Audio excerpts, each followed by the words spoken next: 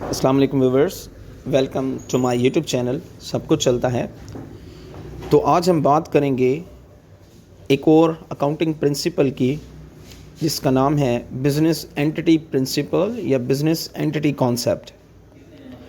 Business entity concept basically ये एक ऐसा बिज़नेस एंटिटी कॉन्सेप्ट है कि जिसके अंदर हमने ट्रांजैक्शंस को, जो बिज़नेस से रिलेटेड जितने भी हम ट्रांजैक्शंस रिकॉर्ड करेंगे, उसको हमने अलहदा से ट्रीट करना है from those of its owner, या जो बिज़नेस का ऑनर है उसकी जो भी ट्रांजैक्शंस होंगी उनको।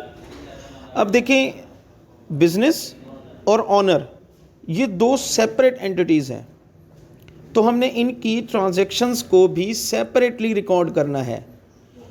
ऐसा ना हो कि आप बिजनेसेस को और उसके ऑनर को, दोनों की ट्रांजैक्शंस को आप मिक्सअप कर रहे हो, तो यहाँ पे ये रूल ब्रेक हो जाएगा।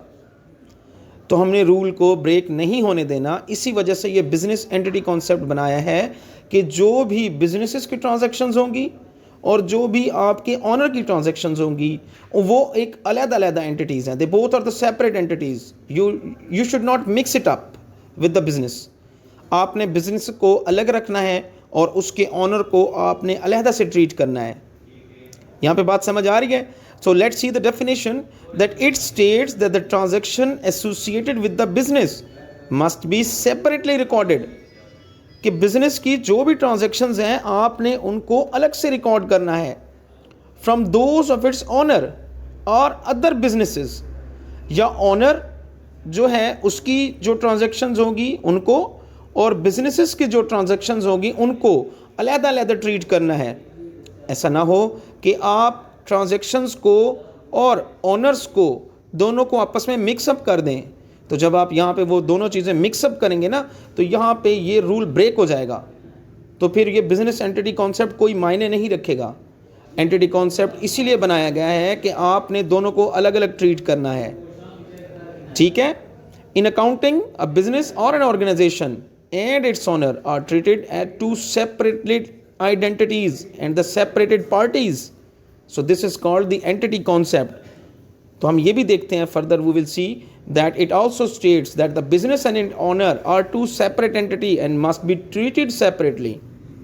जी, तो अब हम देखते हैं इसकी एग्जांपल की तरफ। फॉर एग्जांपल, एक पार्टनरशिप बिजनेस है जिसमें 2 or more than 2 पार्टनर्स हैं। ठीक है? उनका एक अपना अलग से बिजनेस है।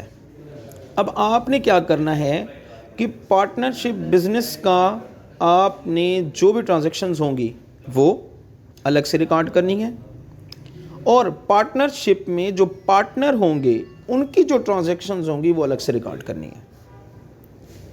बात मेरी पिक कर रहे हैं? That partnership firm, partners and the partnership businesses are 2 separate entities. So this is called the business entity concept. I hope कि आपको ये कॉन्सेप्ट समझ आ गया होगा। तो प्लीज़ मेरे चैनल को लाइक, शेयर और सब्सक्राइब ज़रूर कीजिए। तो further we will discuss about the dual aspect concept in the next video. तब तक के लिए देखते रहिए, सब कुछ चलता है। शुक्रिया।